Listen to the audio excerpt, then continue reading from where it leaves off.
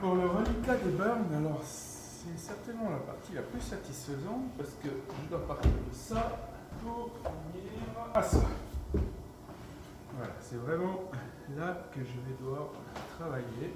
Et ça, je ne vais pas faire autrement qu'avec l'éponge. Et je vais attaquer la teinte jusqu'au moment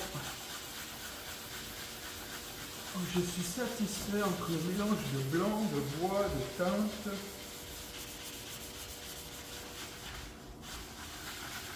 L'arrière est en principe plus clair que la face parce que je me suis inspiré de la nature et les animaux, par exemple les crocodiles, ils ont le ventre qui est plus blanc que le dos.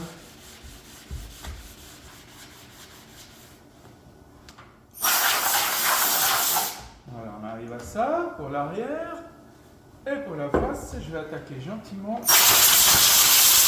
au centre. On va éclaircir. Un peu de patience.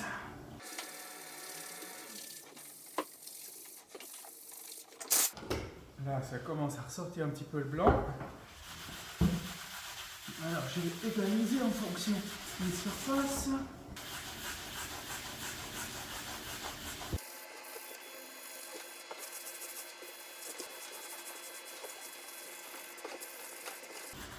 Le but, c'est que chaque corps soit absolument unique. C'est la plus belle guitare, la Burn. Voilà. Alors, on va comparer avec l'original. Il manque encore une couche de vernis, mais je crois qu'elle a un côté assez extraordinaire. Yes! Dernière étape pour les corps nature. Je vais faire un petit brossage de la teinte afin d'égaliser à sec toutes les couleurs et faire ressortir les veines grises et les veines brunes. Alors, c'est juste un passage avec une brosse.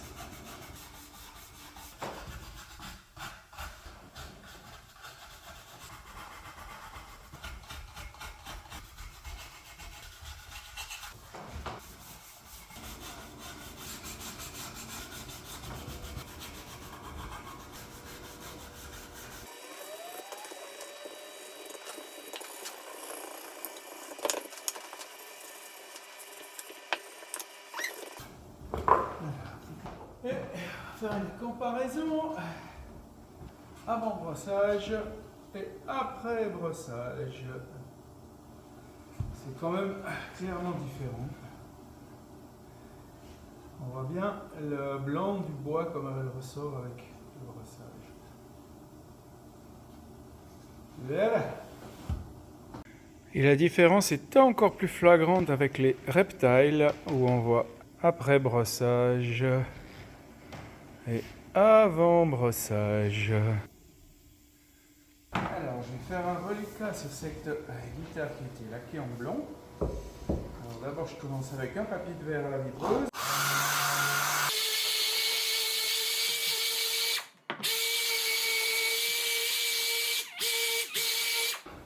Voilà, j'essaie de faire ressortir un ou deux endroits. Le bois va apparaître, mais pour ça, je vais aller plutôt avec l'éponge, sinon ça va trop vite.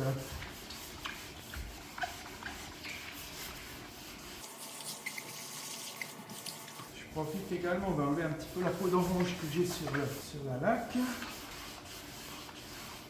Et là, on va commencer à apparaître un petit peu de bois dans les endroits proéminents afin de simuler une usure naturelle. Alors les cornes sont souvent agressées. Petit coup de soufflet.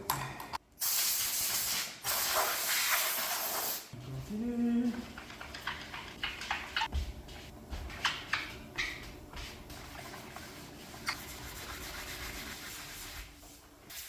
Ici, il y a le passage de la main aussi. On va s'y attaquer un petit peu là, puis un petit peu ici.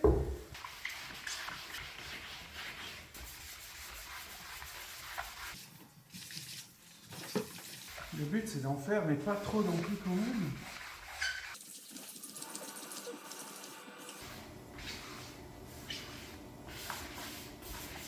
Voilà, sur la face on est à peu près bon. Non, sur l'arrière aussi.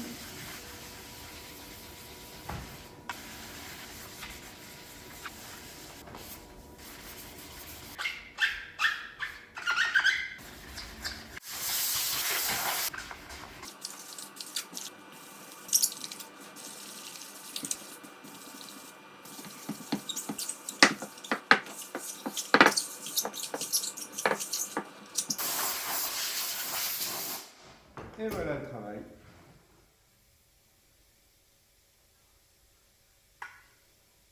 Maintenant, on va faire du reliquat sur ces beaux modèles Blue.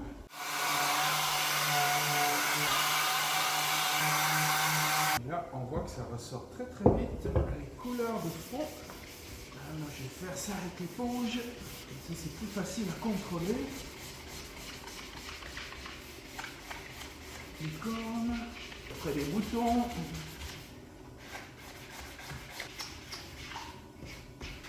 Et bien sûr les épices.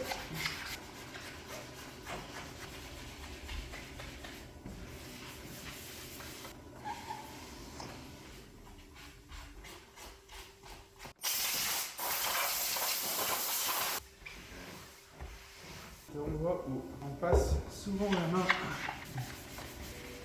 Voilà, je pense jusqu'à ce que je vois sortir un petit peu de l'eau. On va faire un petit peu, on va pas faire trop long. Et sur l'arrière aussi.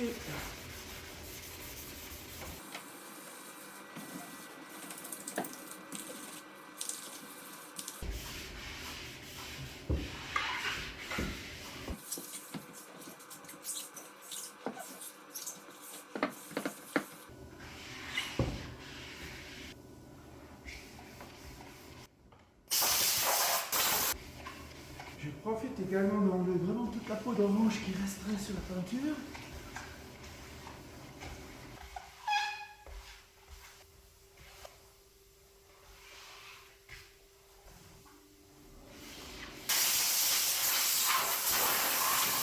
Et voilà, un reliquat bien exécuté. Avec un petit peu d'usure, mais pas trop quand même. Alors, maintenant on va faire la patine. C'est le vintage, donc je vais juste gicler un bras là où il y aurait normalement de la saleté, c'est-à-dire principalement sur les bords.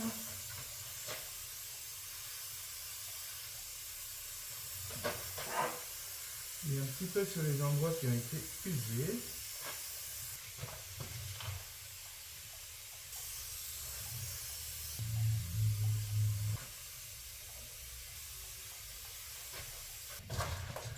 Les endroits où il y en a un petit peu trop, je vais estomper avec du diluant.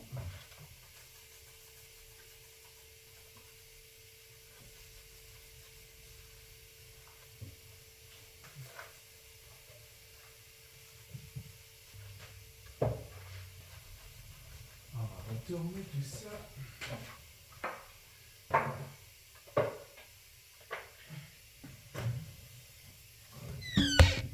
Pardon. Alors là, je ne vais pas attendre. Je vais estomper directement.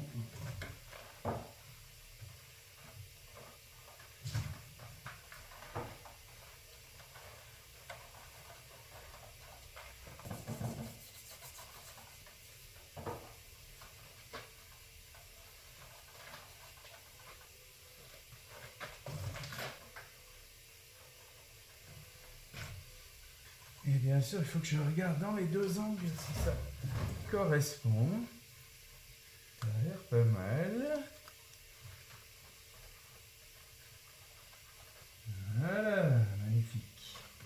Alors, dernière étape pour le reliquat des modèles vintage, c'est que maintenant je vais enlever la patine avec l'éponge dans le principe que j'essaye de rendre la guitare la plus propre possible. Donc en essayant d'enlever toutes ces traces de brun noir, je ne vais pas enlever partout, je vais rester des endroits où la patine va rester.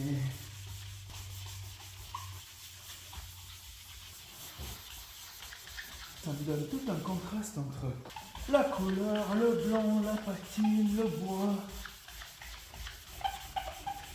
Et de cette façon, chaque corde sera unique et exceptionnelle.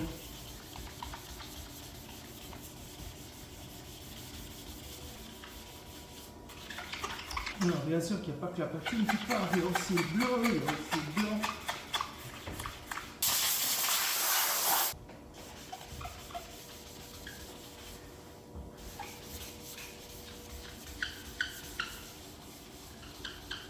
Voilà, et quand je trouve ça suffisamment satisfaisant, je passe à l'autre côté.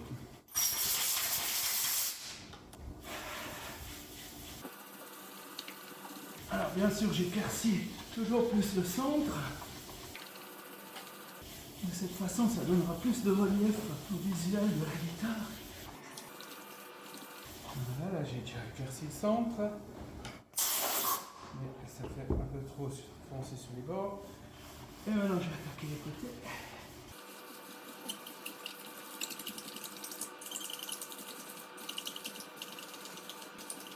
Ça se fait pas tout seul.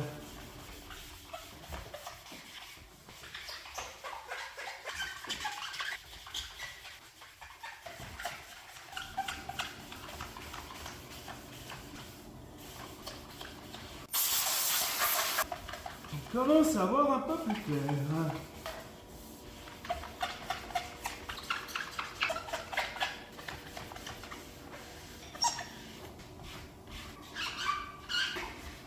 Les côtés aussi.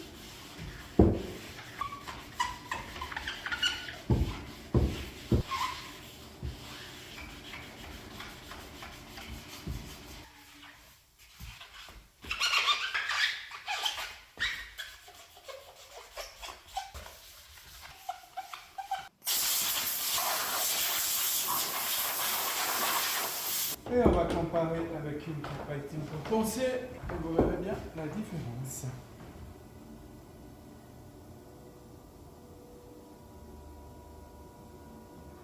Yes. Alors celle-ci, elle est prête à être vernie. Alors dernière petite étape, on va passer au vernis. Donc on va commencer à traiter ces manches avec un vernis polyuréthane appliqué en 3 couches, qui est un vernis ultra mat qui donne un effet très soyeux au toucher, très velours, un peu du style peau d'abricot. Et puis c'est vraiment un peu cette marque de fabrique. Tous les manches de Pralong Guitare sont bien reconnus par rapport à ça. Alors, en route pour la cabine de giclage. Alors, tout est prêt pour gicler. Je les ai alignés. Et je vais gicler avec un pistolet spécial qui s'appelle un airless, qui gicle à peu près à 80 bars. Airless, donc sans air. Et puis, on va appliquer tout ça sur les 2 côtés, y compris sur les frettes, que je vais nettoyer par après. Voilà l'appareil.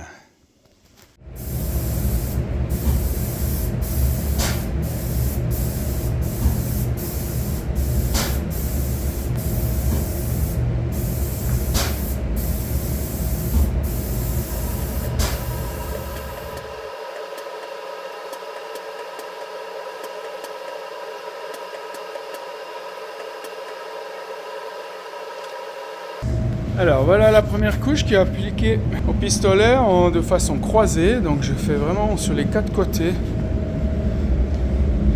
de manière à gicler précis sur toutes les surfaces.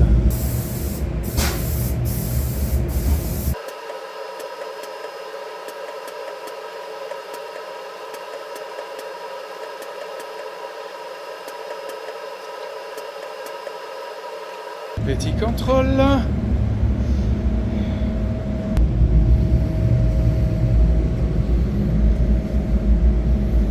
Yes, c'est la classe.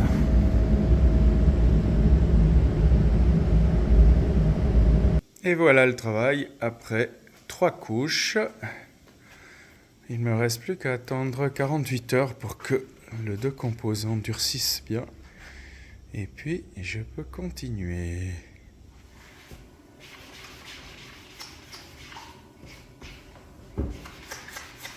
bien sûr les épices,